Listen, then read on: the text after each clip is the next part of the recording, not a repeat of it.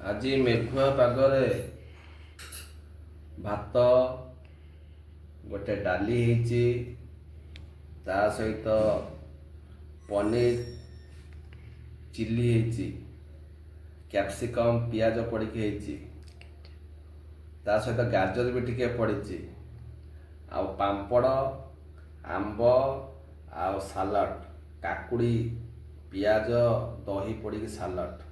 ଇଏ ଆଜି ଆମର ଭୋଜନ। ଏବେ ଆମେ ଆକୁ ଖାଇବା, କେମିତି ଲାଗୁଛି।